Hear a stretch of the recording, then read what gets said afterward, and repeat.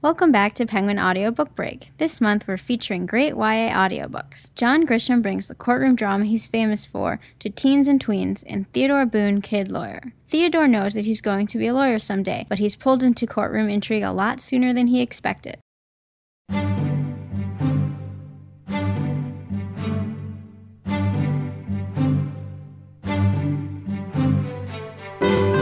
Penguin Audio presents Theodore Boone, Kid Lawyer by John Grisham. Read by Richard Thomas.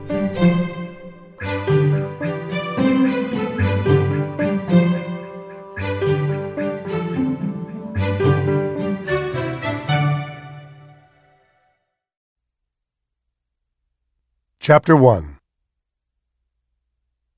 Theodore Boone was an only child, and for that reason usually had breakfast alone. His father, a busy lawyer, was in the habit of leaving early and meeting friends for coffee and gossip at the same downtown diner every morning at 7 a.m. Theo's mother, herself a busy lawyer, had been trying to lose 10 pounds for at least the past 10 years, and because of this, she'd convinced herself that breakfast should be nothing more than coffee with the newspaper. So he ate by himself at the kitchen table, cold cereal and orange juice, with an eye on the clock. The Boone home had clocks everywhere, clear evidence of organized people. Actually, he wasn't completely alone. Beside his chair, his dog ate too. Judge was a thoroughly mixed mutt whose age and breeding would always be a mystery. Theo had rescued him from near death with a last-second appearance in Animal Court 2 years earlier, and Judge would always be grateful. He preferred Cheerios, same as Theo, and they ate together in silence every morning. At 8 a.m., Theo rinsed their bowls in the sink, placed the milk and juice back in the fridge, walked to the den, and kissed his mother on the cheek. "Off to school," he said. "Do you have lunch money?" she asked, the same question 5 mornings a week. "Always." "And your homework is complete?" "It's perfect, Mom." "And I'll see you when?" "I'll stop by the office after school." Theo stopped by the office every day after school, without fail, but Mrs. Boone always asked. "Be careful," she said, "and remember to smile." The braces on his teeth had now been in place for over 2 years, and Theo wanted desperately to get rid of them. In the meantime, though, his mother continually reminded him to smile and make the world a happier place. "I'm smiling, Mom." "Love you, Teddy." "Love you back." Theo, still smiling in spite of being called Teddy, flung his backpack across his shoulders, scratched Judge on the head and said goodbye, then left through the kitchen door. He hopped on his bike and was soon speeding down Mallard Lane, a narrow, leafy street in the oldest section of town. He waved at Mr. Nunnery, who was already on his porch and settled in for another long day of watching what little traffic found its way into their neighborhood. And he whisked by Mrs. Goodloe at the curb, without speaking because she'd lost her hearing and most of her mind as well. He did smile at her, though, but she did not return the smile. Her teeth were somewhere in the house. It was early spring, and the air was crisp and cool. Theo paddled quickly, the wind stinging his face. Homeroom was at 8:40, and he had important matters before school. He cut through a side street, darted down an alley, dodged some traffic, and ran a stop sign. This was Theo's turf, the route he traveled every day. After 4 blocks, the houses gave way to offices and shops and stores. The county courthouse was the largest building in downtown Strattonburg. The post office was second, the library third. It sat majestically on the north side of Main Street, halfway between a bridge over the river and a park filled with gazebos and bird baths and monuments to those killed in wars. Theo loved the courthouse, with its air of authority and people hustling importantly about, and somber notices and schedules tacked to the bulletin boards. Most of all, Theo loved the courtrooms themselves. There were small ones where more private matters were handled without juries. Then there was the main courtroom on the 2nd floor, where lawyers battled like gladiators and judges ruled like kings. At the age of 13, Theo was still undecided about his future. One day he dreamed of being a famous trial lawyer, one who handled the biggest cases and never lost before juries. The next day he dreamed of being a great judge, noted for his wisdom and fairness. He went back and forth, changing his mind daily. The main lobby was already busy on this Monday morning, as if the lawyers and their clients wanted an early start to the week. There was a crowd waiting by the elevator, so Theo raced up 2 flights of stairs and down the east wing where family court was held. His mother was a noted divorce lawyer, one who always represented the wife, and Theo knew this area of the building well.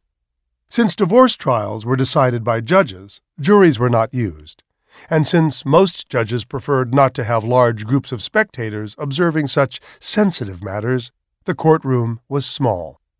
By its door, several lawyers huddled importantly, obviously not agreeing on much.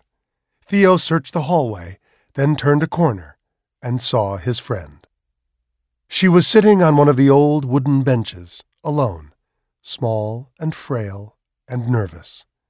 When she saw him, she smiled and put a hand over her mouth. Theo hustled over and sat next to her, very closely, knees touching. With any other girl, he would have placed himself at least 2 feet away and prevented any chance of contact. But April Fenimore was not just any girl. They had started pre-kindergarten together at the age of 4 at a nearby church school, and they had been close friends since they could remember. It wasn't a romance. They were too young for that. Theo did not know of a single 13-year-old boy in his class who admitted to having a girlfriend. Just the opposite.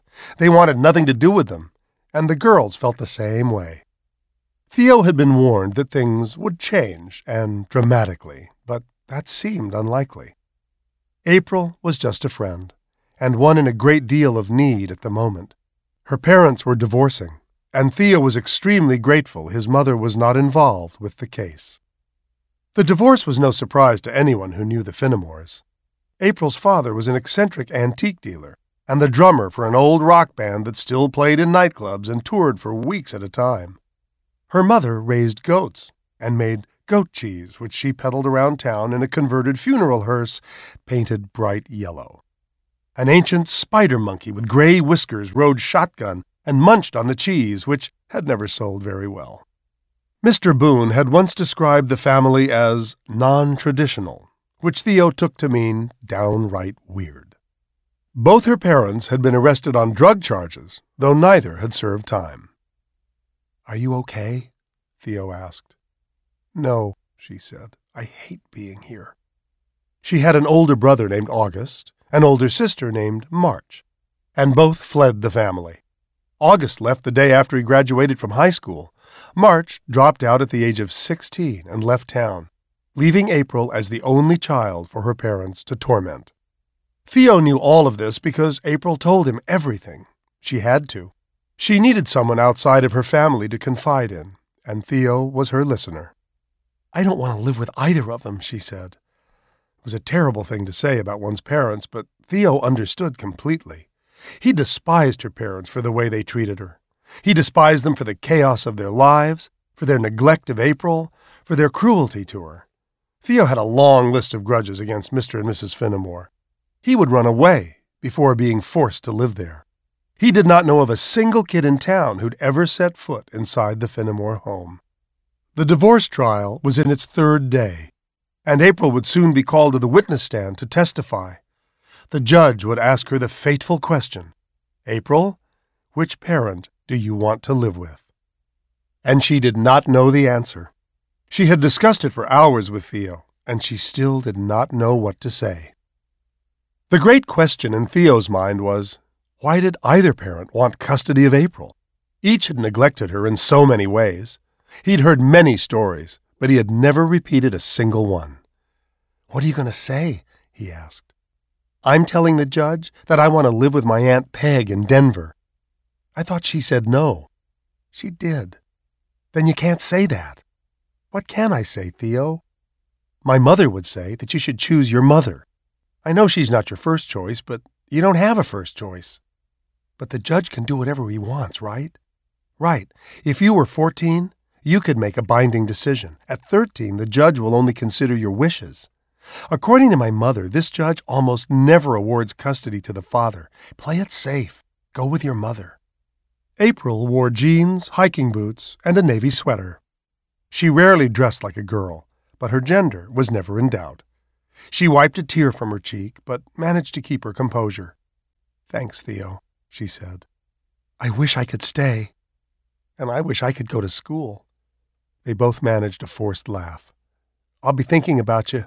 Be strong. Thanks, Theo."